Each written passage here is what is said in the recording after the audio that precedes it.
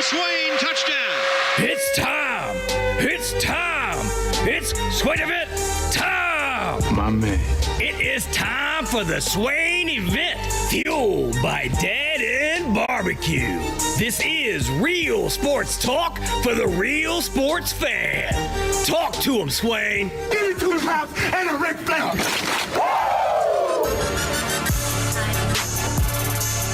Swain Event, SwainEvent.com, fueled by Dead End Barbecue, top 100 barbecue restaurant in America. It is the best day of the week. It is Thursday, April the 10th. Hope you are enjoying your morning so far. I am Jason Swain, live from the Low T Center studio. We'll be set to be joined by Ben McKee of All 247 here momentarily.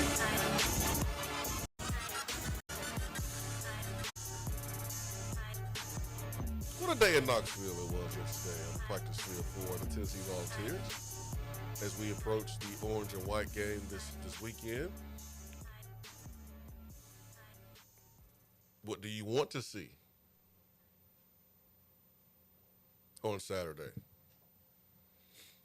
Who do you want to see on Saturday? Offensive lineman, defensive lineman was getting after it yesterday. That was good to see. I think David Sanders Jr. is going to be okay, folks.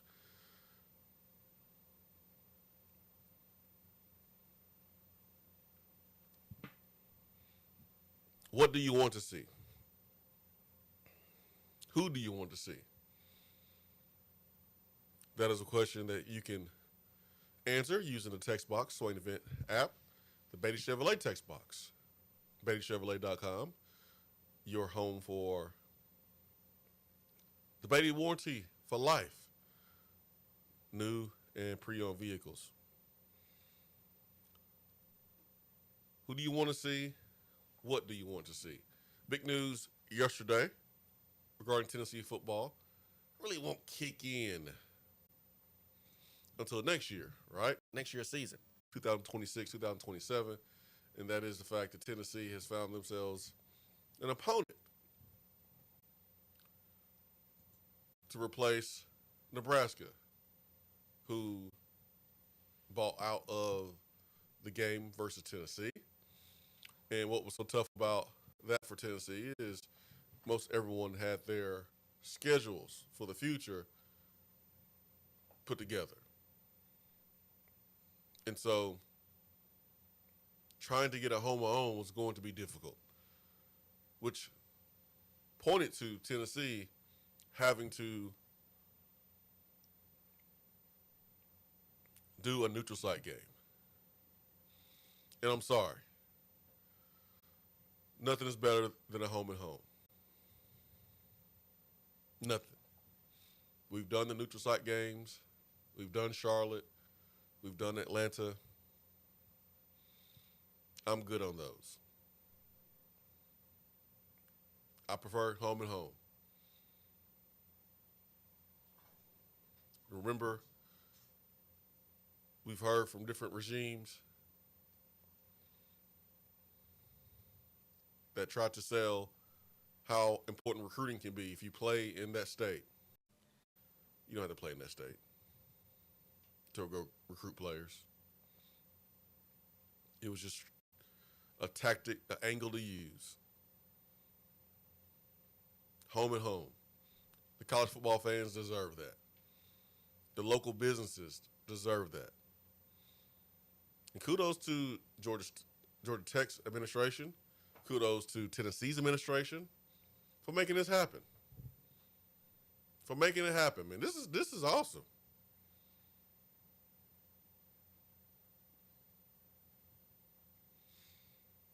I got a lot of respect for what Brent Keys is doing there at Georgia Tech. That's a tough football program. That football program takes on the personality of their head coach. Had me cheering for him hard last season when they played Georgia. Haynes King played well, not well enough when it counted.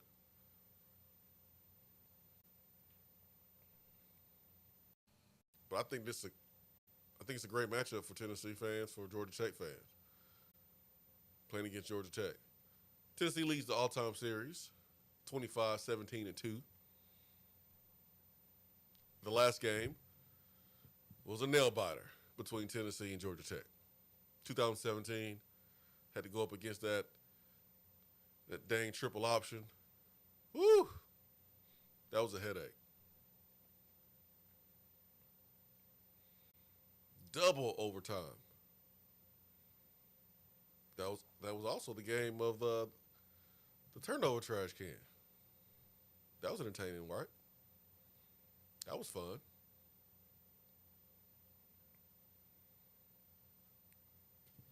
But big time. Big time move by both administrations for getting this done. Win-win. Now, it's going to be a win-win for whoever wins the game, but definitely a win-win leading up to the game. Georgia Tech with the opportunity, we got Ben up in here, Georgia Tech with the opportunity to get a signature win versus the SEC program. And they play a weak conference schedule, but they got a pretty good non-conference schedule that they're adding Tennessee to. And in Tennessee, the fans, man, I mean, it was fun seeing all the touchdowns versus who we played last year. Was that Kent State? NC State. No, not NC State. They're actually a Power 5 program. Team we just absolutely beat down at home. Was it? I keep mixing up Kent State. No, it was Kent State. I was gonna call them Akron, but yeah, Kent State beat them 71-0. I mean, it wasn't a game. My man Cole Kubelik, bless his heart, he was losing his mind. He was so bored. So you want to win games that you schedule. You want to win those games. But at the same time, for your fans, and you've said this, Ben, you kind of want to see a real football game. You kind of want to see a little bit of resistance. And so that's a great matchup between Tennessee and Georgia Tech to take the place in Nebraska. I think it's a better deal, honestly. I mean, for folks that want to go to Nebraska, make that trip, you got the history of Nebraska. That's cool. But come on, man, Ben. We in the A. We going to the A. For Tennessee fans who live on the West Coast, they can fly straight into Atlanta. Cheaper flights, more flights for Tennessee fans that live outside the Southeast. They can come to this game a lot easier than flying into Lincoln. Or you could fly into my frequent home of Omaha, which is 45 minutes away from Lincoln. I hear you. I would prefer to go cover a game at Nebraska. Even if this wasn't my profession, I would rather go cover a game at Nebraska, whether it's vintage 90s football Nebraska that scared Fred White to death. Time out. If it ain't your profession, you would rather cover a game in Nebraska? If it wasn't my profession, I would rather attend a game. Okay. I was about to say, I know I wasn't tripping. Okay. No, you tripping. No, you said covered in a different fashion. If I wasn't in this profession, I would rather cover the game in Nebraska. Well, you can't cover it if you ain't in the profession. That's why I stopped you. Go ahead. Yes. Thank you for pointing out my mistake of fumbling over my words at 8:11 in the morning when I have not had my first cup of coffee completely in my body. You all right? I've been up since 1 o'clock. Let's go, baby. Well, that sounds like a worse problem. But I would rather cover a game at Nebraska. I would rather attend a game at Nebraska as a fan than go to Mercedes-Benz Stadium for a second consecutive season. And they haven't designated just yet whether the Georgia Tech game will be at Bobby Dodd Stadium across from the varsity or whether it'll be down the road at Mercedes-Benz Stadium. And look, that's not to suggest that I am not excited about this game. I am. I'm excited to go to the game, cover the game, whether it's at Georgia Tech or whether it's at Mercedes-Benz Stadium. Last time I was in Mercedes-Benz was the last time Tennessee played Georgia Tech. I was not covering games at that point. I was still a student, so I was able to go as a fan. The football game was obviously awesome, even if it was frustrating because it was Butch's last year and there were concerns, and that was the debut with the trash can, and it was back and forth, and that was the game that Jarrett Garantano was frustrated on the bench because of some things that were told to him that did not come to fruition in his quarterback competition with Quentin Dormady. So like I realized that maybe it's a sore spot for Tennessee fans to think back on that game and that season. But I loved being at Mercedes-Benz Stadium. It's very, very nice. I love being able to see the different venues and see the different stadiums and especially the newer ones because these stadiums that are being built around the country, regardless of the sport, I mean, they are cathedrals and they are super nice. And so even though I've already been there before, like I want to go back to Mercedes-Benz Stadium. I know it's just little old Syracuse, but like I'm excited to go to Atlanta in September to cover that game in Mercedes-Benz. And I'll be excited to do it again next season if that's where the Georgia Tech game does end up. But like I would rather go to Nebraska, whether it be as a journalist or as a fan. I would rather cover a home and home with Nebraska than this one, but that doesn't mean that I'm not excited for the reasons that I gave. Yeah, I mean, I understand the personal reasons. When you get a chance to check off a historic football venue off the bucket list, I think it's a better matchup for both squads that are fighting for recruits in the Southeast. I think it's better for fans to get to the game, traveling to the game. It may stink for Georgia Tech because we're deep in Georgia. There's Tennessee fans all over Atlanta, and that ain't nothing but a hop and a skip for us to drive to. And so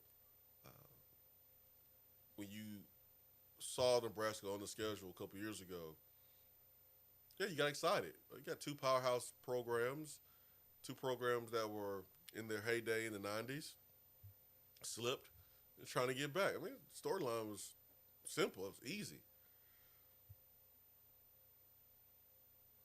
But to be able to get this series done at this stage of the game is really remarkable.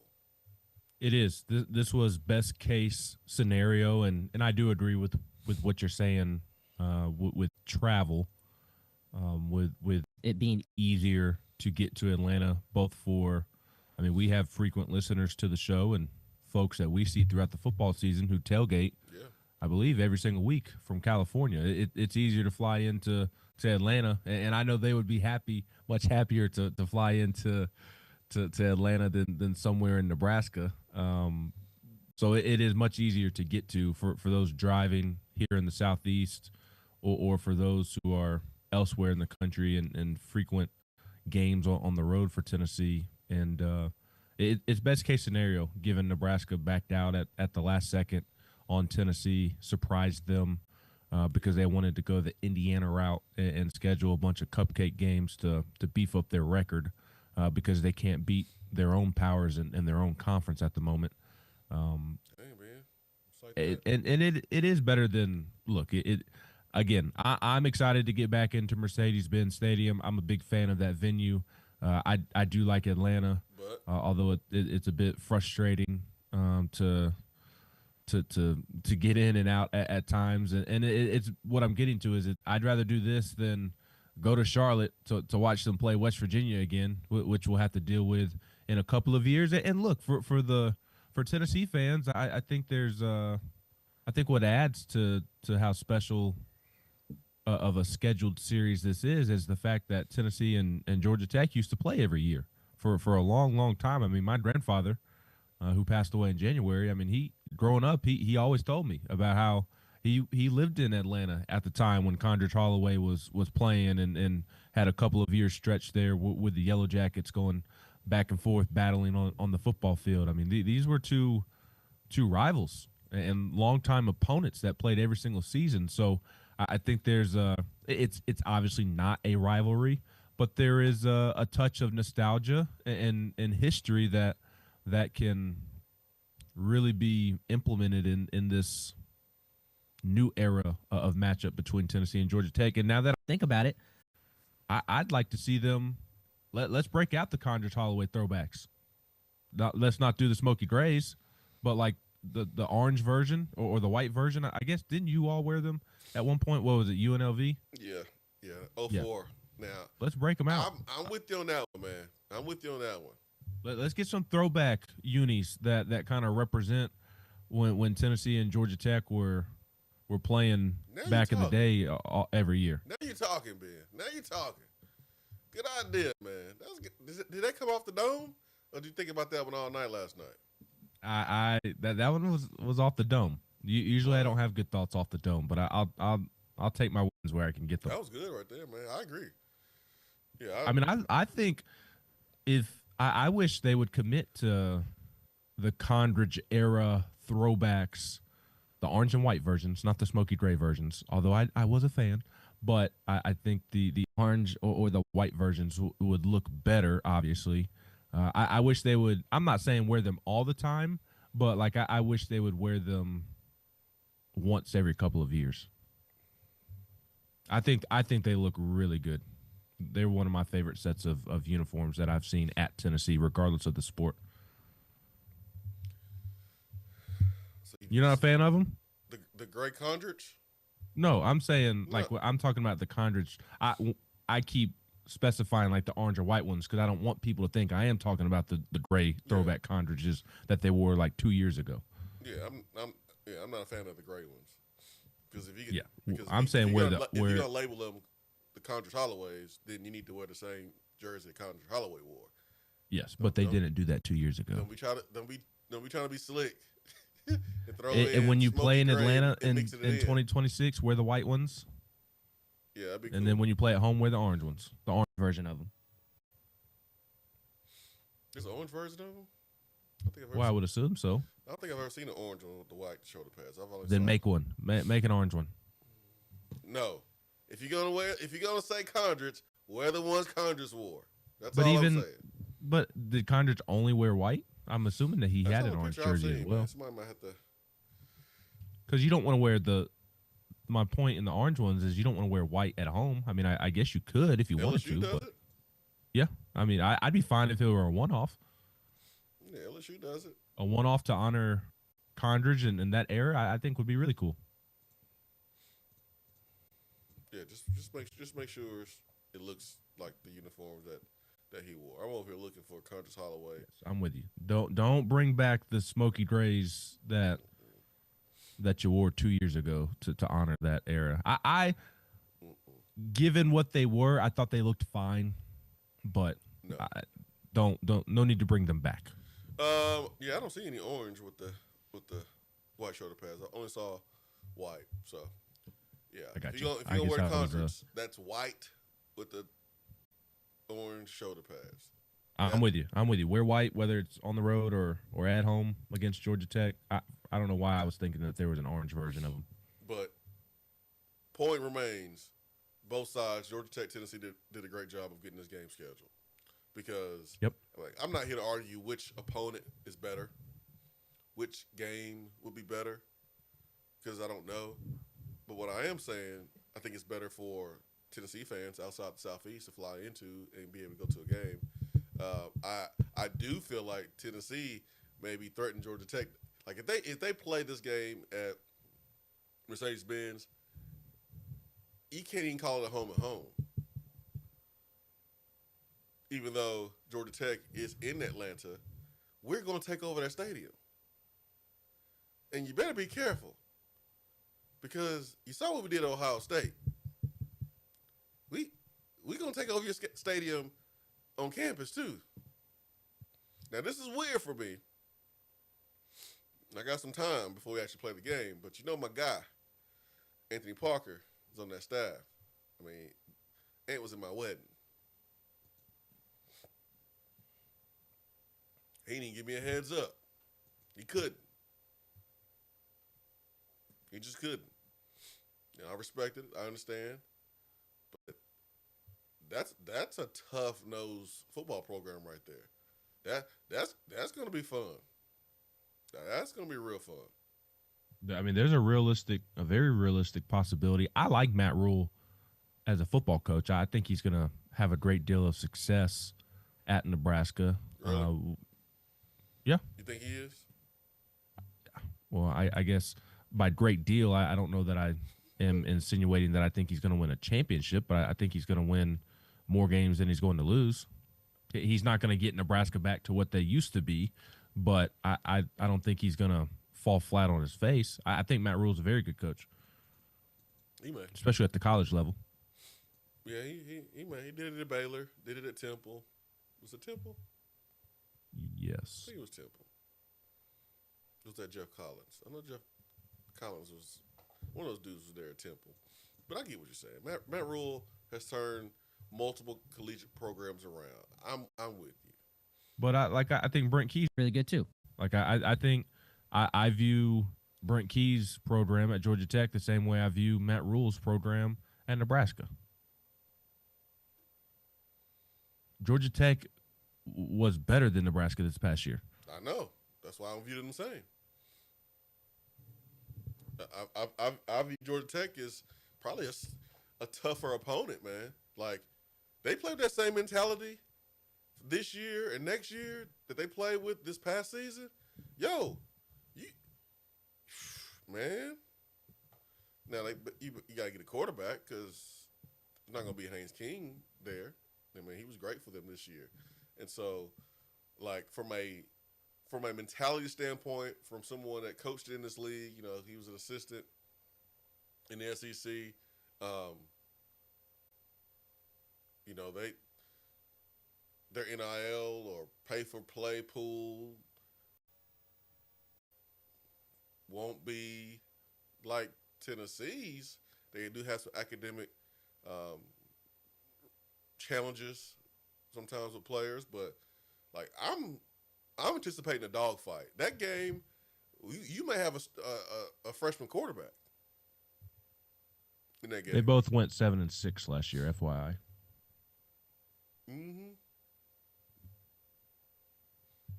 Georgia Tech was still a better football team. You don't think so? I think we'd have to split hairs to decide it. Okay. But Tennessee may be starting a freshman quarterback that season. Yeah, I mean there could be a lot of equations when you think about what the quarterback position could look like for Tennessee next year. You have four possibilities: fourth year Nico on campus, that is, third year starting. I've made no bones about my opinion that I don't think that happens. Yeah, I don't think that whether happens. he's in the NFL or not. I have not shied away from that opinion. I think this is it for Nico one way or the other. I would be surprised if he's back next year, quite frankly, one way or the other. Jake Merklinger as a redshirt sophomore or true junior. I mean, it wouldn't be I don't know that means that Tennessee football is hitting its ceiling, but would it be surprising if Jake Merklinger is starting that potential game? I mean, you've got true freshman Faison Brandon. That'll be his second career game. Is he going to be starting over a third-year Jake Merklinger or a redshirt freshman, true sophomore, second year in the program, George McIntyre? That's fascinating to think about. Oh yeah. That is.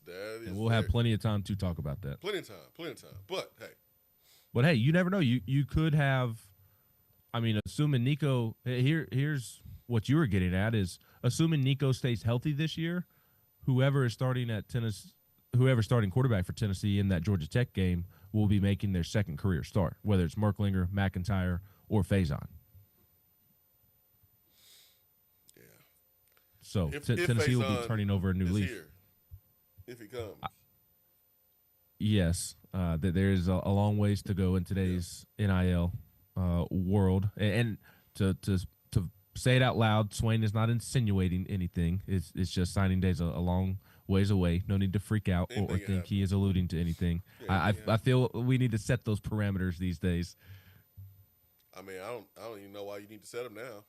I think you need there's less of a reason to set them now because we should be used to anything happening. Players can leave in the middle of the season now. Look, I'm trying to prevent you from showing up on the message board today, okay? I'm trying to do you a solid. You know I don't give a damn about. I know you don't care, but I'm still going to look out for you and try to prevent you from ending up on the message board today. But I do agree, like, with everything you're saying about Georgia Tech. Like, I'm a fan of Brent Key and that program and what he did this past season. I loved the energy and the effort that his team played with. They just kind of ran out of gas and ran out of bullets down the stretch. They are still trying to accumulate talent and build up depth. They're not necessarily a program, even in today's era, that can do it within 1 or 2 seasons like some of these other programs can. Like you saw A&M turn their program around within a year. Georgia Tech can't do that. So I'm a big fan of that program and Brent Key and everything he is about. But I do view them very similar to Nebraska and Matt Rule. I like both of those programs and coaches at the moment. And Tennessee should still win, and Tennessee should expect a dogfight from Georgia Tech. I'd be stunned if Georgia Tech didn't give them a huge fight. Yeah, it came to Tennessee. I was talking about home and home. So home and home, Neyland Stadium and Bobby Dodd Stadium. But if they were to play the game at Mercedes-Benz and try to market it as a home game, it wouldn't be. It would be like it was in 2017. So, yeah, like I'm good on the neutral site games, period. Whether they're in Atlanta or Charlotte, I want it home and home. But we're talking about a stadium that Tennessee fans might take over. Might. I mean, it would be better for Tennessee fans if the game was played at Mercedes-Benz because you'd be able to get more people in there.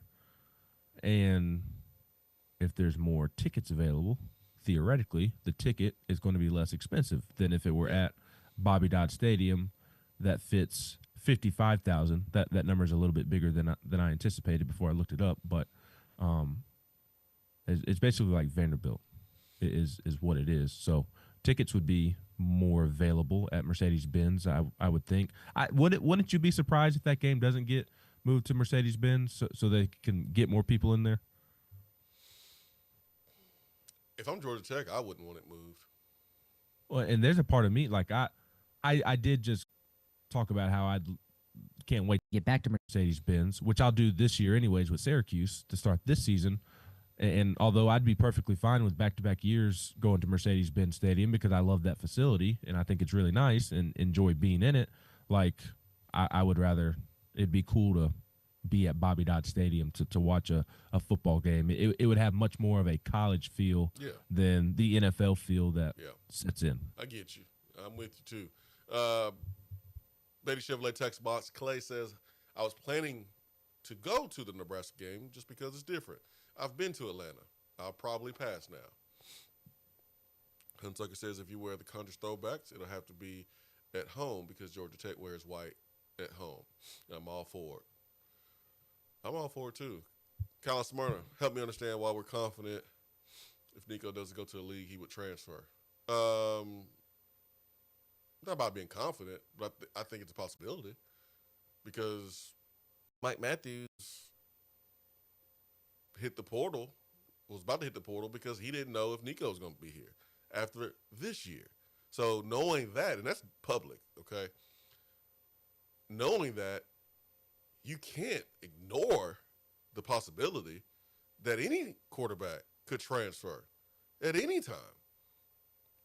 Especially if Nico has a year like he had last year. Now, it's okay and understandable that Nico had the year he had last year because he was a first-time starter. But Nico had a 3-year plan coming out of high school. 3 years and done. And if Nico doesn't get the protection and he doesn't have weapons to throw it to, like he experienced this past year, and there was talks about him looking elsewhere and people looking at him and trying to get him to move. And Mike Matthews was uncertain if he was coming back. It's more likely next year than it was this past year. So it's just using. Not saying you don't have common sense, Kyle, but it's just using a little common sense. That's all. Well, I mean, what did we talk about on Tuesday? Should Tennessee go add another receiver? Tennessee I mean, yeah. I mean, who's he throwing the ball to this year? I mean, I know there's some exciting names and some guys who could be good long term, but are they going to be ready to go this year in his money year? Who outside of Mike Matthews do we feel very confident in having Brew McCoy, Cedric Tillman, Jalen Hyatt type of success?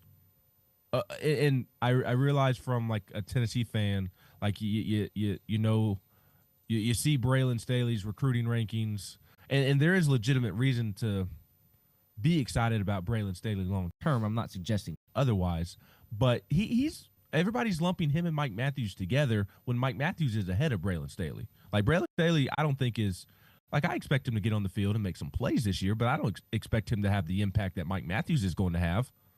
I mean, your second best receiver right now might be Boo Carter. I mean, what does that say about the receiver room and trying to set up Nico for success in his money year?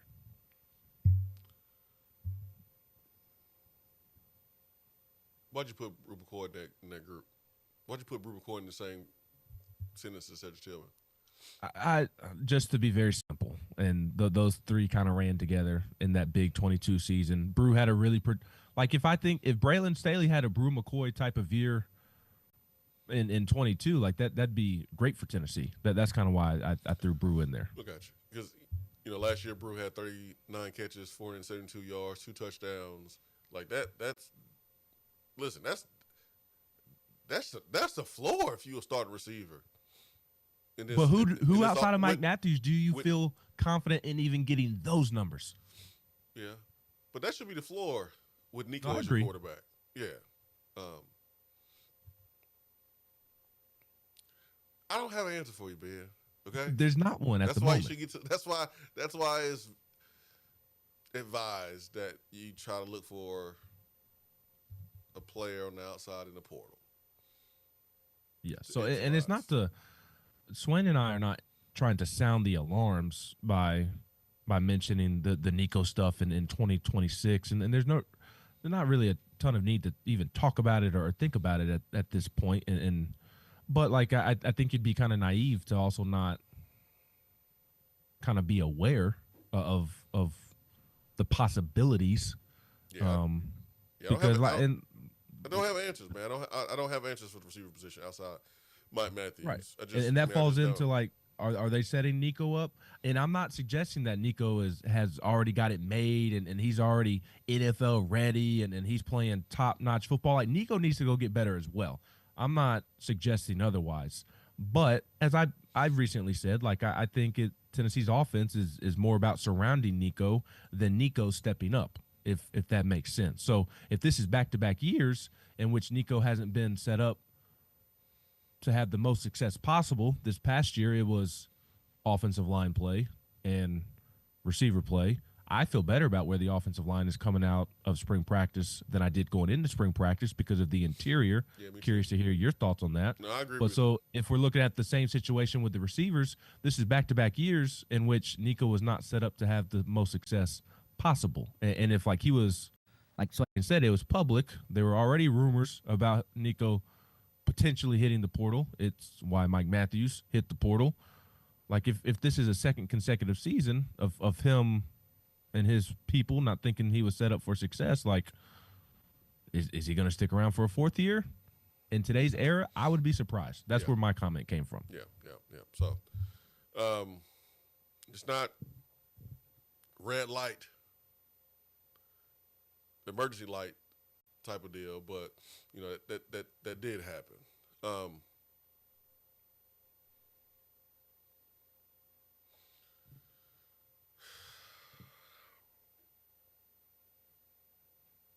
Betty Chevrolet text box. No one ever mentions Brazel. This dude just sitting on money and not getting better. No second-year jump for him. I don't know. I don't know. I'm not gonna sit and tell you that I see a big difference so far. The difference I see is in Mike Matthews. I see Travis Smith Jr. not looking like a freshman. I like Staley. That's what I see. So I'm not going to sit here and tell you I'm seeing a bunch of stuff from Chris Brazel. I'm not, and then you expect it this fall. You may not see it. You may see it. I don't know, but I haven't seen any indications we're going to get a Jalen Hyatt big jump year 2. But it's spring, and it didn't happen for Jalen Hyatt in the spring. That second year in the Heupel. That happened during the summer for Hyatt. That transformation happened then, where he caught all those balls, and then we saw it in the fall. So hopefully we see it from Brazel. I know getting him from Tulane after one season where he was pretty good there in his first year, having multiple years was really, really exciting. Has the frame. I know Kelsey Pope talked to the media.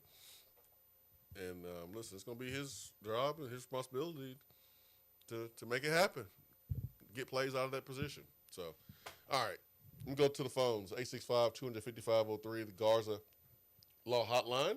Swain Event, fueled by Dead End Barbecue. Good morning. Swain, Ben, good morning, guys. What's up, Jay? Hey, Swain, I haven't really got to keep up much with spring football and kind of all the happenings of football lately, but Seth, is his name Seth Luttrell, the guy that came from Oklahoma? Yes. Seth Luttrell. What is, from the little bit I saw, he is more than just an offensive analyst, isn't he? What's his role here? Or what do you think he's going to be doing here?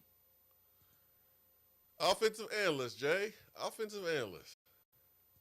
But he can coach on the field? Offensive analyst can coach on the field or be on the field? He on the field. Yeah, I've seen video. I hope I'm not outing him. I've seen they, video of they it. can coach on the field. They can coach on the field in practice. Okay. Well, that guy's got an impressive resume. Been a head coach. He's going to be helpful for Josh Heupel. You think so? Jay. Yeah. Yes, he's going to be helpful for Yeah. Josh Heupel. Like, the last 2 years, you've seen a lot of comments about losing Alex Golish. Like, oh, my gosh, man, what? Did Golish take all the plays with him? Those are the comments that we would hear. Yeah. The thing about Golish was that he was the butt kicker. He was the guy that would hold dudes accountable, that would get in your you-know-what. Yeah. And I've said this before, Coach Cutcliffe had the ability to do both. He can love up on you. He can also rip you. And he had that credibility. He was demanding. We would run perfect plays for conditioning at the end of practice. And we would do it versus air. And if it wasn't perfect, 1 yard off or 1 inch off or not running through the cone or anything, we start all over. We had to do a certain amount of perfect plays to be over for practice. And he held everybody accountable. He yelled. He was the good cop and bad cop. Well, Golish paired perfectly with Heupel because Heupel's laid back. And Heupel's the good cop, the player's coach. And you have Housley that is like a mini version of Heupel in terms of like personality.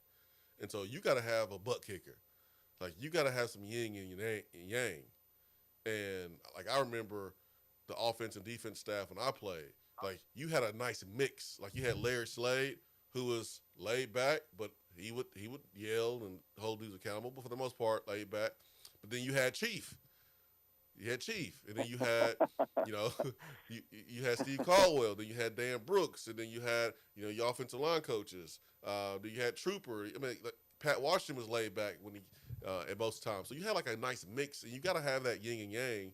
And I think offensively, outside of just play design and play calling, the dynamic with the offensive coordinator and holding dudes accountable in practice, I think shifted when Golich left. I think you get a little bit of that back with Seth Luttrell. So that's what I'm anticipating happening. And I think the offense is going to be a little better because you're going to have an extra set of eyes for someone that's credible.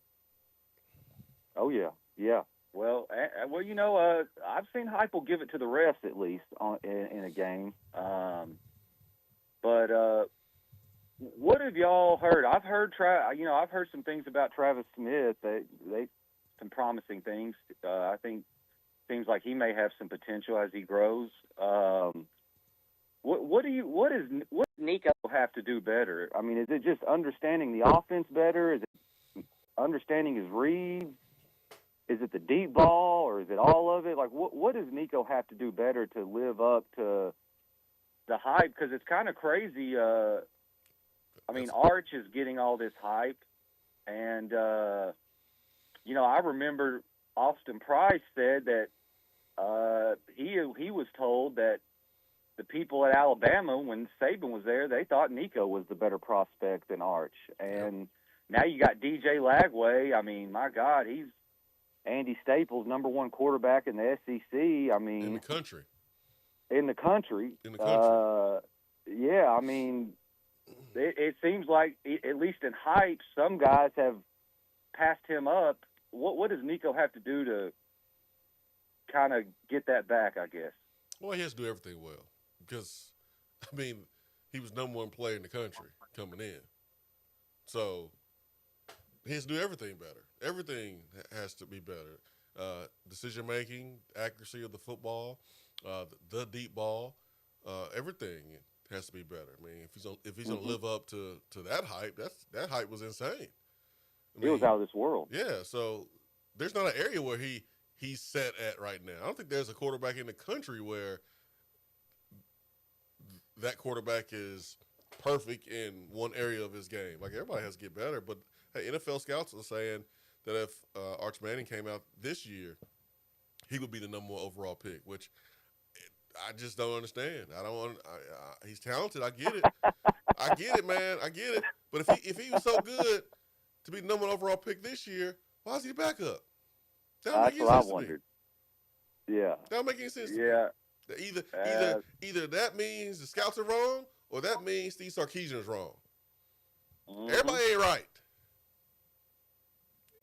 To me. No, yeah, I mean, the kid played one game against the worst team in the SEC, and I mean, he may be that. He may end up being that, but man, I mean, this kid is the hype around him is unreal. But I guess we'll see, Swain. I'm gonna get off here, buddy. Swain, I was listening to Josh and Swain yesterday, man. I mean, $4 million for that Texas Tech player. That I never thought. I mean, I was for kids getting money, but good Lord, I could not. I was talking to my buddy. I mean, I remember when I was 18, 19, 20 years old, I gotta give it to these kids. I mean, I'm sure there's been some incidents and stuff, but I was thinking about that. I was like, you're not really hearing about a lot of these kids acting a fool when they get this money. And I was like, man, I don't know what I would have done at that age. You give me $4 million. I mean, that is some wild money for a person that young, being in college, all the temptations, everything. Right. It's pretty wild, guys. I'm happy for him, Jay. Thanks for the phone call. Thanks, man. JT Toppin, they dropping bags down there at Texas Tech. They ain't playing, man. They got a billionaire alumni that they're not gonna lose when it comes to the money game. They're not losing. But yeah, everyone seems to be behaving in this NIL era, except for Georgia players. They still can't figure out how to draw a speed limit. It makes no sense to me. It makes no sense to me, man. It's really not that hard. It's not that hard. All right, let me get to the phones. I've always been a more cautious person, but just putting your life at risk in that manner just baffles me. Like, hey, man, we all speed a little bit. But we ain't going 30 or 40 miles over the speed limit. All right, I'm going back to the phones. Guards of the Law hotline, 865-255-03. Good morning. Good morning, Jay Swizzle. Good morning, Dan. My man, Big Morning, Orange King. Mac. Good morning, gentlemen. Man, I'm excited about this Georgia Tech game. A lot of people forget that Georgia Tech was an original charter member of the SEC. So the Tennessee and Georgia Tech game goes way back, to the 1930s.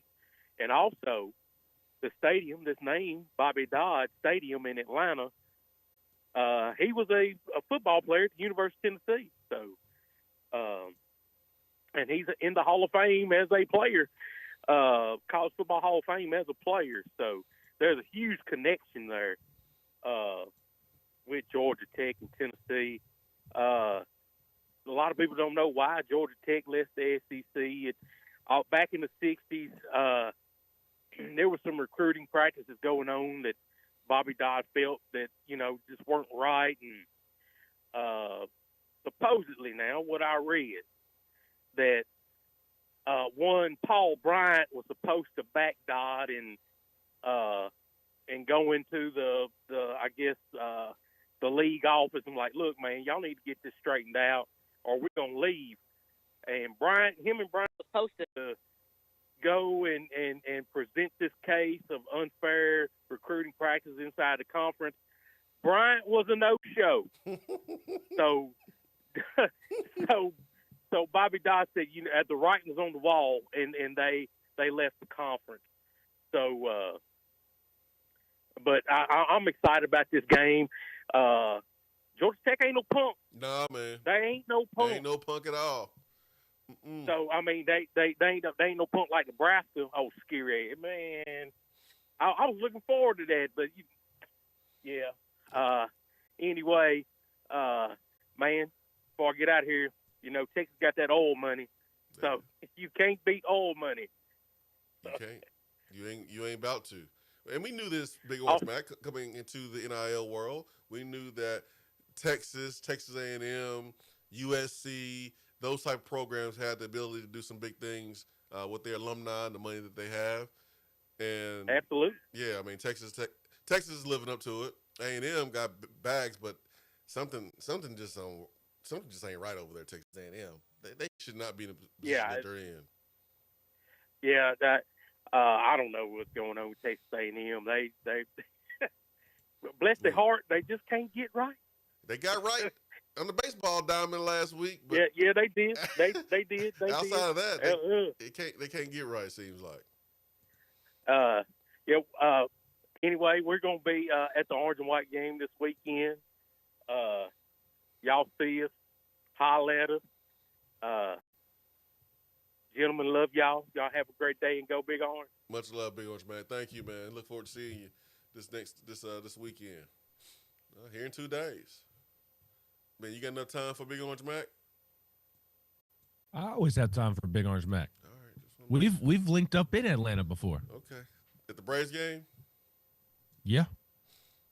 Braves. Yankees? I think it was the Braves Yankees game. Yeah, Braves Yankees. Yeah, it was Braves Yankees game. That voice is as beautiful, more beautiful in person than it is over the airwaves. They said it's fake though. That's what they said. I promise you, y'all have been catfished by quite a few. Big Orange Mac is not the one catfishing y'all. Big Orange Mac is as genuine gets. That is his real voice, man. It is real and it is beautiful. Yeah, 100%. 865-255-03 Guards of Law hotline. Swain Event is fueled by Dead End Barbecue. Tennessee football this weekend. That means Dead End Barbecue time. A little pregame tailgate action over there at Dead End Barbecue. It's time for a Swain Event get together at Dead End Barbecue, man. How can we get on your schedule, Ben? Is it I'm possible? booked. You booked? This weekend I am booked. Oh, okay. All right. Guess we'll see what the other. But people don't show up to a Swain Event gathering for me. People show up for Jason Swain of the Swain Event. Hey, man. You part of the Swain event, man. We try to have a team bonding moment. But you too busy, man. You too busy. And I get that, man. You busy guy. I get it. 865-255-03. Be right back.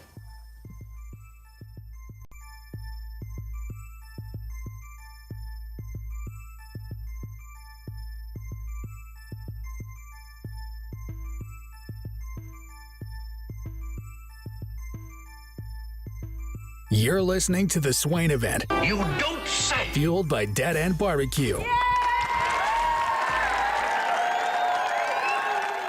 What's up, Swain Event crew? Always happy to be with my friends in the morning. So, everybody has a next chapter in life, right? And sometimes that includes a move. Your next page may have a growing family, or maybe an empty nest, or possibly a move back home. When the time comes, I'll be here to help. Just give me a call. Jennifer Morris, Keller Williams Realty, 865-694-5904, and check out my website, nextmovesmokymountains.com. As always, go Vols!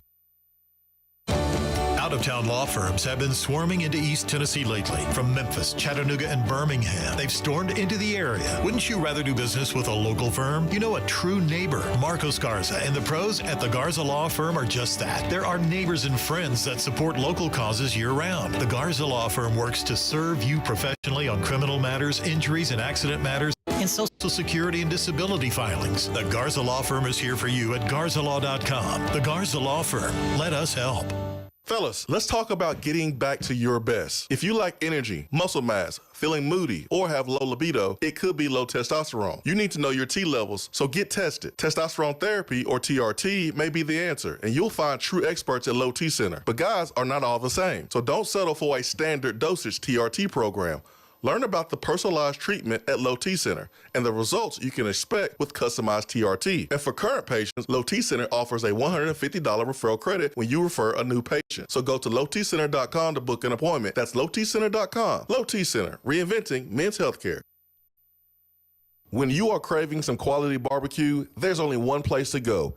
Dead End Barbecue. Dead End Barbecue has been featured on ESPN's Taste of the Town, the first barbecue restaurant on the SEC Network, CBS Sports, Headline News Tailgate Show, Amazon Prime's The Restaurant Comeback, Food Paradise, and named one of the top 100 barbecue restaurants in America. The search is over. Dead End Barbecue is located on 3621 Sutherland Avenue right here in Knoxville. You can even have it delivered right to your door through Chow Now. Visit their website at deadendbbq.com. Dead End Barbecue. The search is over. Just because you can't call in doesn't mean that you have to sit on the sideline. Impact the show with a text box. It's part of the free Swain Event app.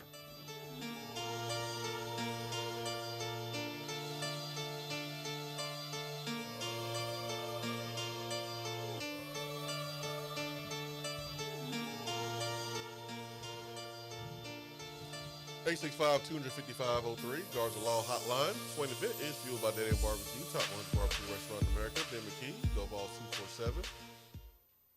Let's change gears a little bit. We talked a lot about Georgia Tech, Tennessee, that matchup that will take place next year. And the year after that, hitting up the Beatty Chevrolet text box, there was a question about the Texas Tech player, JT Toppin, who is going to get $4 million to come back to Texas Tech. Listen, Tennessee will pay more than they ever have from players in the portal because you have to.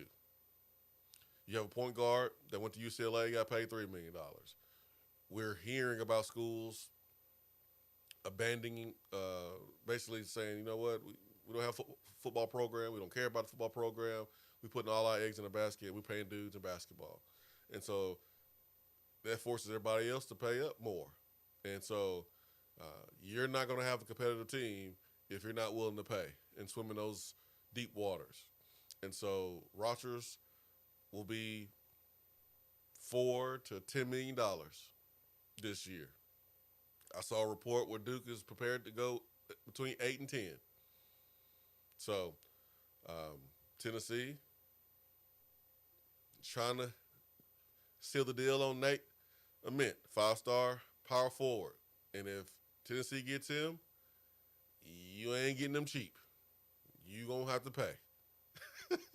Because the reports are pointing to Duke and Arkansas and other teams besides just Tennessee. Ben, where are we right now with a mint? Well, Louisville too. Louisville, And, Louisville. Add them in there. And Kentucky has kind of flirted with him. I say funny enough. It's not really. Maybe it's funny now in hindsight that Tennessee beat Kentucky in the Sweet 16, but Nate Ament was at both Tennessee-Kentucky games during the regular season. He was in Knoxville for a visit, an unofficial visit. It wasn't funny. When Kentucky beat Tennessee in Knoxville, and then he was at Kentucky for an unofficial visit when Kentucky beat Tennessee in Lexington. What's that? Beat the brakes off of us. It was not pretty. It seems to be between Tennessee and Duke right now, and I think why are there other reports about Louisville and Arkansas though? Well, it felt or it seemed like it was down to Duke and Louisville, and now it's kind of shifted to more Duke Tennessee. Okay, that's at least what people feel like has happened in the last week or two, and I think a lot of it is because of Nate Ament's relationship with Rick Barnes. I really believe that. I think that's Nate's best relationship, and that's from people I have spoken with for months now. Not just somebody I've spoken to within the last week or two. If anybody follows my basketball coverage or recruiting coverage year round, they know that I've been saying that Nate Ament and Rick Barnes have a phenomenal relationship. This going back to end of summer, early football season, and really when he visited on an official visit for the Alabama game, the Alabama football game. Him and Rick already had a great relationship, continued to really hit it off when he was in town for the third Saturday in October. This is not something new. And so I think, and I know I've said that on this program back in the fall on multiple occasions whenever it did get brought up from time to time. But so that's not a new revelation. I think what's new is that Tennessee has upped its offer, upped the resources that it's willing to commit to him. And I'm not suggesting that it's more than Duke or more than what he would get at Louisville or Arkansas, but it's in the same ballpark. And it feels close enough to me that to where if the money is in a way equal, like then maybe it comes down to who he feels most comfortable with within the program. And I think his best relationship is with Rick Barnes. And so if it comes down to that, now Duke does have quite a bit of talent coming in right after Cooper Flagg. They've got the Boozer brothers, and John Shire's doing a great job. I think it's a matter of time before he wins a national championship. I really like John Shire. And it's Duke basketball at the end of the day, right? And I still think that Duke's probably the leader, but Tennessee is absolutely in the thick of it. And I think a big reason why is because of the relationship with Rick Barnes. I think he understands that he would be developed at Tennessee. Not that he wouldn't be at Duke, but he knows that Rick would be good for his career because he needs to become more physical. You would check that box off if you came to Tennessee, and you know that you would be developed by a Hall of Fame coach. So I think the reason you see Arkansas and Louisville in there is, I mean, Louisville is a blue blood, but in addition to that, Louisville's throwing crazy money around right now in the portal, and Arkansas they're also willing to throw a lot of money around in the portal with Cal there, and they have the backing of Chicken Nuggets and Wally World and a bunch of fun businesses. So I think that's why you see those two linked, is because of the potential bag he could receive. And I think, if my opinion from the outside looking in, is if he went to Louisville or Arkansas, and I think Louisville is much more likely. Louisville's been in it longer than Arkansas. Arkansas has always been kind of like fringe top 5 for him. I think if he were to go to those schools, it would be because they just dropped off a massive bag. But if all things are equal financially, I think it comes down to Tennessee and Duke, and which core group of people within those respective programs does he feel most comfortable with to be around these next several months. Hey man, you get a Mint and you pair him with the other transfers. Man, we talking about going back to Indianapolis. And if you go back to Indianapolis next year, you're going to the Final Four. That's what I'm saying.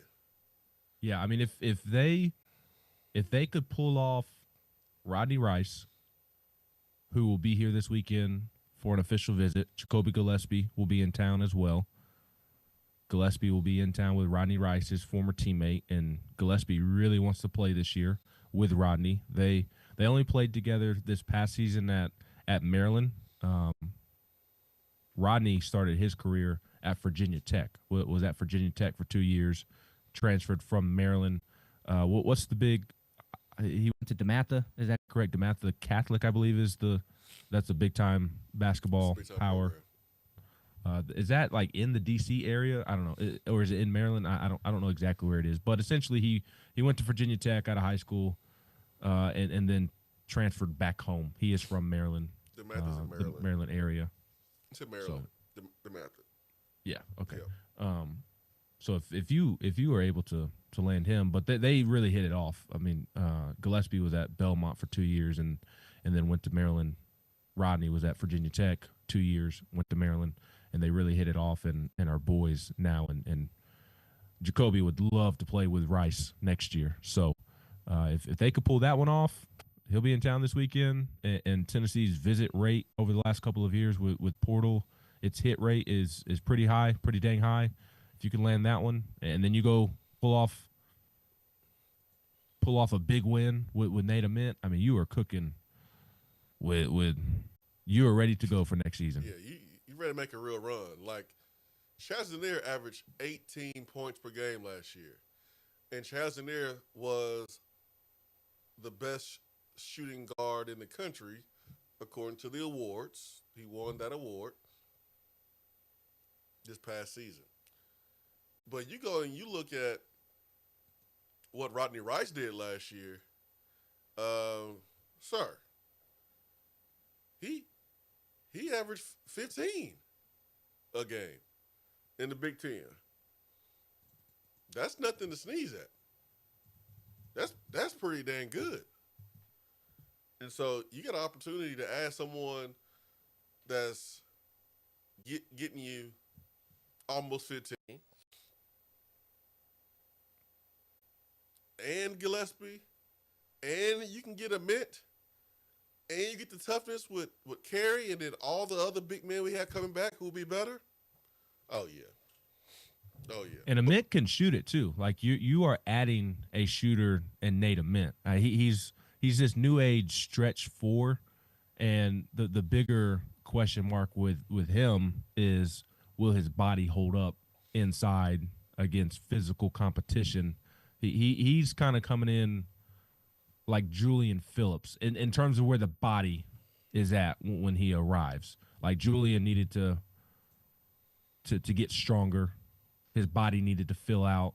And that's the same with Nate. He needs to get stronger. His body needs to fill out. But he can really stretch the floor. He can attack the rim. So you can put him on the wing. You can have Jalen Carey at the 4, Felix at the 5, or Cade at the 4, JP at the 5, and have Nate playing the 3. And he can stretch the floor. And that would be just that would be, man, really cooking with grease there. I'm not getting my hopes up for a minute. Yes, and I'm glad you said that, because that's exactly where I was going next. If I'm a Tennessee fan, I am cautiously optimistic. Yeah. And I am still in, although I think Tennessee has a real shot, I think they're in the thick of it, I still think Duke is slightly ahead of Tennessee. And I'm in believe it when I see it mode, but there's legitimate reason for cautious optimism. Yeah. Tennessee is absolutely in the thick of it. Yeah, for sure. That is good. Brian Hunsucker on the text box. All the talk this spring about receiver depth had me thinking, did Tennessee put all their eggs in the Carnell Tate basket in hopes of him hitting the portal, or did they not expect someone like Squirrel? I don't know about putting all their eggs in the Cardinal Tate basket. I mean, that would not be wise to put your eggs all your eggs in a basket of a player that's playing for the best team in the country and is being coached by the best receiver coach in the country. Why would you put all your eggs in that basket? That's not smart. Like, I mean, of course I would see if there was some interest. I would talk numbers with them or with his agent or whatever. But I wouldn't, just like we pump the brakes on Nate Ament and say, hey, we're going to be cautiously optimistic about getting him, but still recruiting against Duke. Cardinal Tate is at Ohio State. They just won a national championship. So that just wouldn't be wise if that was the case. After last season,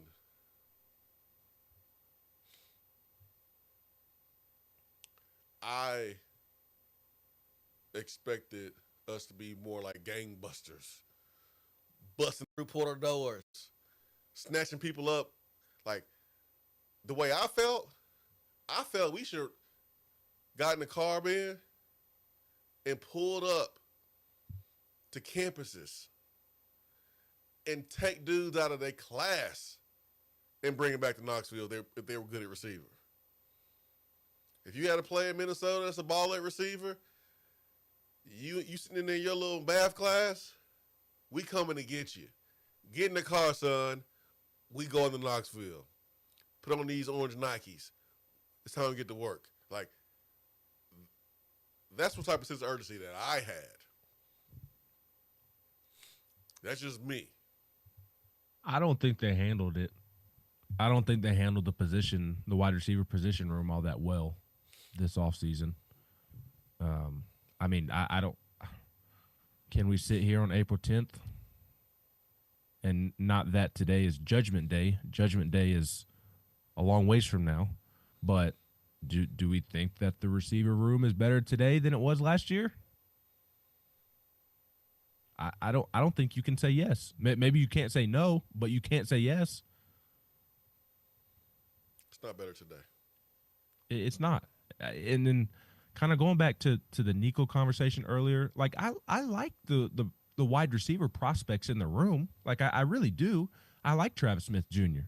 I like Rodarius Jackson. I like Braylon Staley. Mike Matthews, that goes without being said.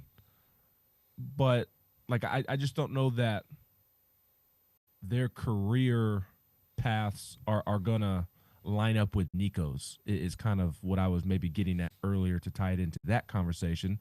Because like I think those guys are gonna be really good football players, but are they gonna be good enough in time to help Nico live up to Nico's hype? Yeah. And what he's worth. Like, I don't think those paths are going to cross at the same time, unfortunately. I understand what you're saying. I got a chance to see Peyton Lewis over the last couple of practices. Yo, he looks different than he did I love year. the running back room. They don't have that one guy, that Dylan Sampson, Jalen Wright, that's going to be the workhorse. I don't know if that's a good thing or a bad thing, but, like, I think all four guys can help this year. But between Deshaun Bishop, obviously, we've made no bones about how much we really appreciate him as a football player and his story. Star Thomas seems to be really coming on here. Second half of spring, he seems like he's going to be able to contribute. I really like Peyton Lewis as well, and it sounds like Dwayne Morris, like here and there, like you could have a sense of a level of comfort and giving him the football as well. I mean, I think you have four guys who, I don't know that any four are going to be the workhorse again, but any four are capable of contributing on any given down. I really like that room.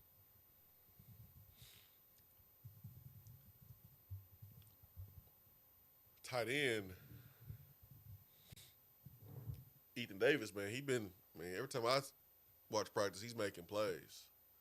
I had a touchdown catch on Monday.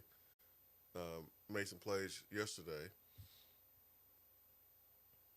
The tight ends have opportunity to be the best duo in the league with Kittelman and Davis, and that is going to be very beneficial for Nico. How worried are you about Kitzelman being ready by the start of the regular season? I'm okay. And do you think he is old enough? What about start of fall camp? I'm okay. He don't have to be ready to start fall camp. Okay. That leads into my next question of he's an older guy. Typically, you don't worry as much with older guys knocking off rust coming off of an injury like you would a younger guy. But last year was really his first year contributing at a high level in college. Does the same thought of he's a veteran, he'll knock off the rust quicker, does that apply even for somebody who has only really ever produced in one season at this level? I mean, he produced as a pass catcher and blocker as a complete tight end last year. But I do get what you're saying. You don't really have a choice. I mean, I think this is a Cooper Mays situation where, yeah, you would prefer him to be back during fall camp because he can work himself back in shape, but he needs the time to heal. And he's an older guy, so you trust that he's going to be ready to go when it's time to go. And you work him back in. Like, I remember when I'm watching the game from the sideline the last couple of years, I watch body language. I really focus on that. Cooper Mays in the 23 season, when he came back versus South Carolina, y'all, Cooper Mays is one of the toughest dudes I've seen in Tennessee in the last decade. We run an up-tempo offense. Cooper is responsible for setting the ball. Cooper played his first game. That game. That dude was huffing and puffing. He was so tired. But he fought through it. He fought through it like a G. I think it's going to be like Miles Kittelman, though. Like, all right, man, you give him the time he needs, and let's go. But you trust him based on what he did for you last season. The seasons at Alabama, to me, they are irrelevant because he plays for Tennessee, and he already showed you in one season that he did more than what was expected. And he proved that to you when he hit campus and was working out the first couple of weeks. He proved that he was more athletic. And so, yeah, you trust him. Dude is so mature. Like, if I'm Tennessee, I'm taking Miles Kittelman to SEC Media Days. With Nico or over Nico? Not over Nico. You got to take Nico. You got to take Nico this year. Yeah, you got to take Nico. But Miles Kittelman would be, like, outside of Nico on offense, who else would you nominate? Bryson Eason. Oh, on offense? On offense, yeah. Nobody, baby. You got to take, I guess, maybe Sam Pendleton, but I think you would have to take Miles Kittelman over the transfer. Yeah, you got to go Kittelman over Pendleton. The running backs are young. Yeah. You're not taking Star Thomas. Nico and the three that you're taking this year, you can go ahead and write it in Sharpie. Nico, Kittelman, Bryson Eason. Those are the three that you're taking to media days. Maybe a Jeremiah T-Lander, like that wouldn't be too surprising to me over Eason. Did Eason go last year? Huh? Did Eason go last year? I know Amari did, if I remember correctly. That's right. Amari went. I don't think he took Eason as well. Them shoes on. Yeah, Bryson Eason. Brew went, right? I would assume Brew went. I can't remember. That seems like a century ago. It really does seem like a long time ago. So, yeah. But those are the three you're taking this year. Nico. No more protecting Nico. No, Nico got to go. Yeah, it's Nico. time. Nico's got to go and answer questions why people aren't including him on top 10 quarterback lists. Have you seen that? Yeah, we talked about it yesterday on Joshua Swain. I'm cool. He's not. I'm cool with it. Like, it's just weird that Carson Beck was at 10, and Drew Aller from Penn State was 4 spots ahead. Like that's kind of weird for me, Andy Staples. You know, you my boy, but I don't know about that one. And then, like, listen, I'm a believer. In Lagway. He's a stud. He's a stud. He's a stud, y'all. But to have him number 1 and Arch 4, when Arch would have been the number 1 pick coming out in this year's draft over Cam Ward, that don't make sense to me. So, like I said, somebody wrong somewhere. Do you think Lagway's going to be better than Arch This year? Career, Sure, I hope not. long term. I'm even talking about like projecting to the next level. Like, who do you think has the higher ceiling? I kind of think it's Lagway. Maybe, I don't know. Maybe I just haven't seen enough of Arch yet. Lagway's a baller, man. I know he had the real bad bowl game, made some bad decisions. Sounds like he's got to get healthy this spring. Sounds like he's been dealing with a shoulder injury as well. But, like, I don't have a problem with nobody including Nico in the top 10 right now. He didn't do enough to be on a top, and wasn't all his fault. But, like, he again, we've had a lot of Nico comments today, like to not deflect off of him this time. Like, he needs to get better. This is a huge offseason for him individually. I think he had a fine first season as a starting quarterback. I think he was good last year, but good is not the expectation when you're the quarterback at Tennessee or Nico and received the resources you received coming to Knoxville and had the ranking you had coming out of high school. Good's not good enough. Stop being like Josh, man. Stop being like Josh. Just say it. He got paid. He got paid all that money. Too much money to be good. Yeah, because if when you say resources,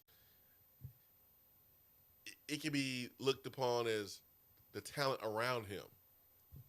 Well, I think what maybe the common fan doesn't know is, like, everybody thinks of, like, the one big number financially they're getting, but players are taken care of in other ways as well. I'll take a step further, man. With cars and things like that. I can take a step further with Nico. And no one has been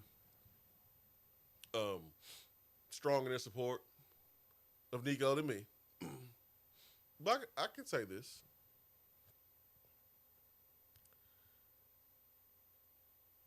The pressure's on Nico, yes.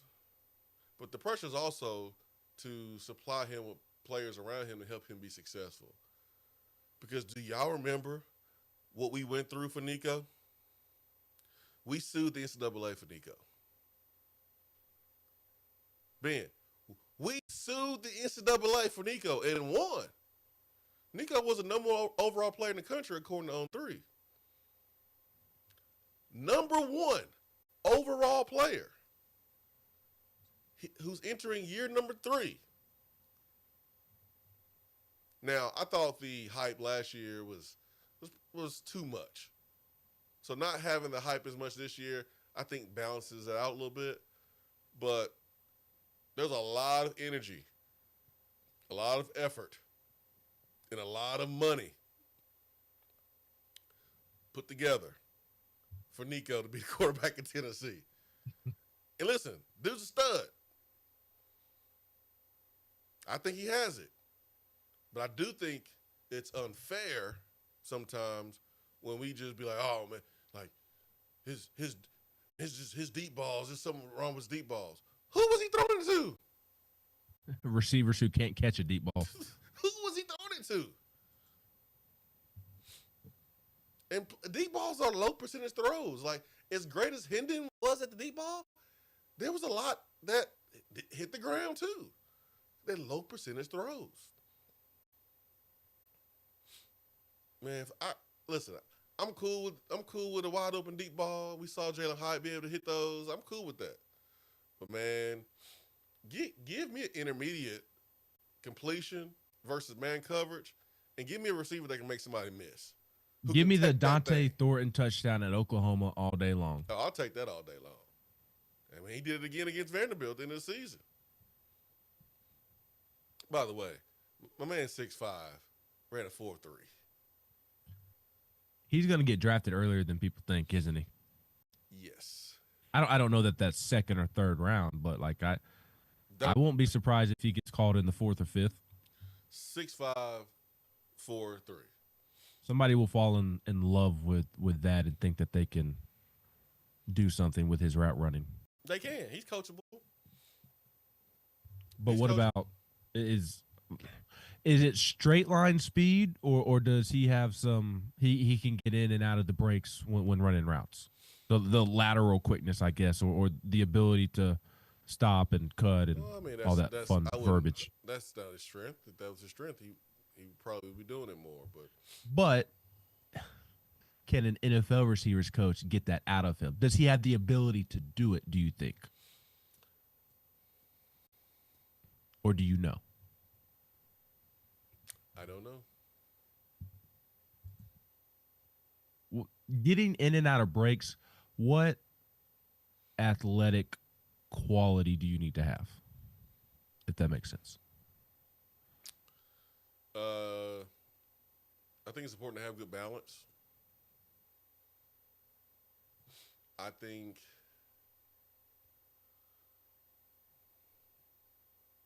obviously you got to have the agility, quick feet. But the balance is the most part. Like, that's the most important thing. That's you can be tall and run a straight line, but like if you can't stop and start, I mean, that's going to hurt you. So it's the balance, it's the agility, it's the ability to change directions that make receivers stand out. So, but yeah, I mean, Dante's going to make himself some money because of that 40 he ran. And the film doesn't lie. He was Tennessee's most productive receiver. He's a big play threat. And did I mention he's 6'5" and he ran a 4.3. So ain't many dudes doing that. I think the last dude that did that was like Calvin Johnson. That just don't happen. That's special, which is why I hate Tennessee wanted them. Yeah. We had a question earlier from Real D in the 423. I mentioned earlier that I really feel better about the interior of the offensive line and offensive line as a whole exiting spring than I did entering the spring. It looked like you agreed with my comments there. If so, I like agreeing with your comments. What's that? I like agreeing with your comments. I like it when you agree as well. It's rare. Real D wants to know what excites you about the offensive line if you do agree with me on that thought. I'm not excited about the offensive line. Well, I guess why do you if you feel better about them, why do you feel better? And the reason I'm saying I'm not excited because I don't have a reason to be excited. I mean, they've been practicing together for 3 weeks. Based off of where I was at with them in January and February, the way I feel in April, I think that is reason to be excited. Yeah, I just haven't seen much. But I think it seems like guys like William Satterwhite have taken a step. Jesse Perry that they feel comfortable with, and I think we said it when they got their commitments, but it seems like they really hit in the portal with Wendell Moy and Sam Pendleton. It seems like those two guys are going to be really good football players for Tennessee, in addition to some of those young interior guys taking a step forward. Yeah. It's the interior why I feel better. I think there's still questions at tackle with Lance Hurd. I don't think he's had a bad spring by any stretch of the imagination, but has he taken a big enough step forward? It seems like he's gotten better, but is it enough because of where he was last season? Like, it's hard not to get better. It's hard to envision him going backwards even more. David Sanders seems like he's gelled pretty nicely this spring. So there's still questions at tackle, but I feel better about the offensive line because I think that the interior may actually end up being a strength. And I did not have that feeling in pre-portal pickups. Yeah, like anytime when you hear the statement Tennessee or any team has to replace 4 offensive linemen, that just scares you. But the players that Tennessee has brought in, the transfers that Tennessee brought in, oh yeah, feel good about those guys. And then you have some freshman guys that you brought in last year that should be kind of in the conversation, competing. And then you got Lance Hurt, who I thought came on at the end of the season last year. And the talent is there. So, yeah, like I feel better about the offensive line today than I did at any point during the season last year when we were talking about – I mean, we've been talking about the offensive line. Like, we've been talking about this moment with the offensive line for, like, the last year and a half. Like, yeah, man, got a veteran group. Man, that 2025 season, boy, because it don't look good with the offensive line. But Tennessee, 3 out of the, 5 dudes starting, transfers. Right? Yeah. So you've went to the portal and you've addressed those holes. Now let's see how they play together, because that's different than just acquiring individuals. They have to play well together. Is Lance Hurd well at tackle? Lance Hurd is a guard at the next level, but is he a tackle? Is that the best position for us? What about? It better be, because the only other choice you have is Larry Johnson. Yeah, I mean, who showed us some flashes last year. I mean, there was times good size. There was times when guy in front of him, he didn't want to play. So Larry Johnson went in there and did his best and showed us some flashes. And so, and then you look at Wendell Moy. Listen, I played with some Samoans at Tennessee. I have 0 questions about Wendell Moy. Yes. Yes. Look, if it were up to me, I hope this doesn't get me in trouble, but if I were an offensive line coach, my starting 5 would be Samoans from left to right. Hey, dude, I ain't met one that didn't go hard. I played with 3. Jesse Mahalona. JT Mapu. And Albert Tweener. The baddest mofo on the planet. Yeah, you just don't have to worry about them dudes, man. You have to worry about them. They may mess up. They may technique-wise, but they won't mess up because they're not aggressive. Effort. They're not. When a quarterback gets hit late after the whistle, they're not going back to the huddle. They're going back and picking up the quarterback and getting in the face of whoever hit the quarterback late. Remember that incident we had a couple of years ago? Was it JG? Yeah. Or was it when? Let's not revisit that. We remember. That you don't have to worry about that. I mean, even look what Tennessee got from Jackson Moy last year. Who played harder on the football field last year for Tennessee than Jackson Moy? That's what I'm saying, man. Who played with more, not even just the effort, but just the energy and passion for the game and representing his culture, representing his last name, representing Tennessee, even though he's only been here for 8 months at that point. He loves his place, man. He loves his place. And from day one, he played with so much passion and energy. It's why he was one of my favorite players on the team last year. Yeah. It's why he'll be one of my favorite players on the team this year. Maybe he's a guy that would go over Bryson Eason. That wouldn't surprise me to SEC Media Days. I don't know, man.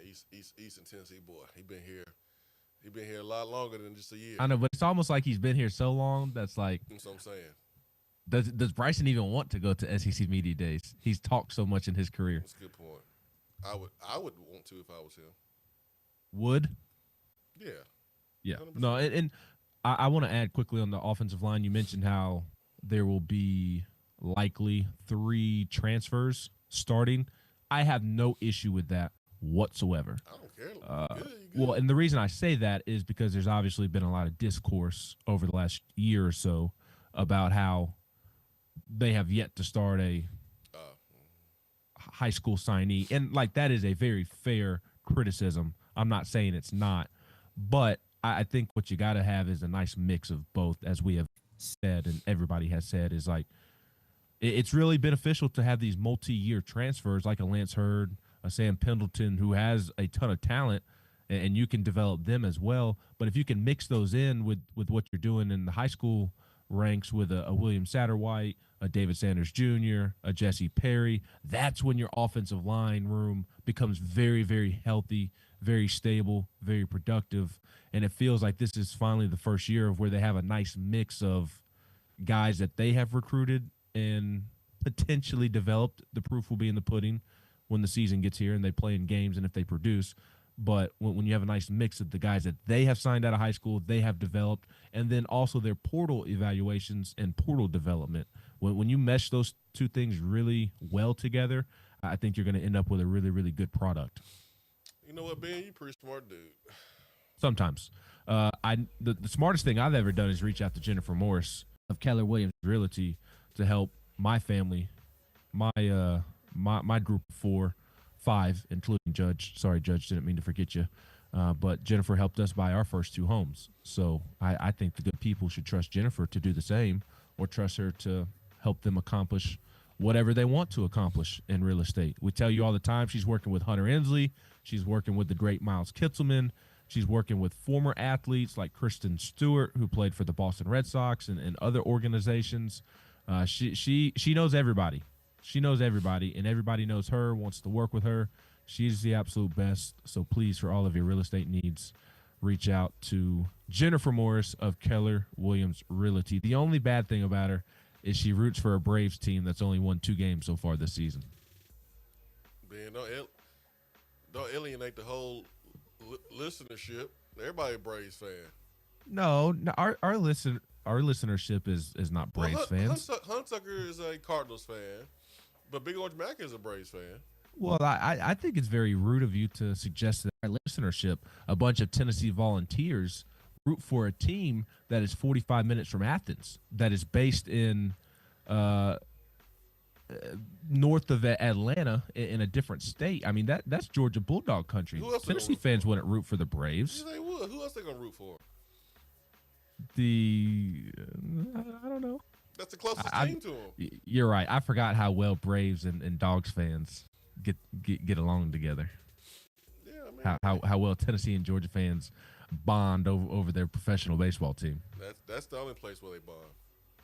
It is funny though when you think about it, how many SEC fan bases root for the Braves. I mean, it's basically all of them except for the state of Texas, Missouri. I mean, you got the Mississippi schools. I guess LSU would probably root for like the Astros, maybe the Rangers, but you've got the Mississippi schools, the Alabama schools, Vanderbilt, Tennessee, as if Vanderbilt has a fan base, South Carolina, Florida probably roots for the Rays or the Marlins or just doesn't care until they start winning. Kentucky, although Kentucky's more Cincinnati Red territory. I've seen a lot of Kentucky people root for the Reds. But it's funny how, like, those core rivalries in the SEC, how much they hate each other, and they all, a lot of them root for the Braves together. And I have nothing against the Braves. I just like to pick on y'all because y'all pick on me about my Yankees. You like trolling. That's all. I don't like trolling. That's what you're doing now. Well, I like to view it many of times. Well, you must like it. I like getting back at people who get at me. That's how I like to term it. Okay. So that's my narrative. You like payback trolling, which means you like trolling. Yeah, I do.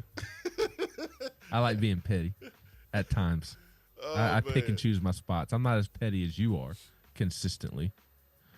Hey, man. Maybe you need to practice more. Orange and White game this weekend. We'll be back on Tuesday to discuss, talk about it. We're not going to be an early morning for us after a late night. About a play we never heard before, score a touchdown, okay? We're not doing that again. We're not getting caught up in that, but we are going to talk about the Orange and White game for sure. So look forward to seeing everybody this weekend. We'll be back on Tuesday. If you are a homeowner, you have some wildlife issues around your house,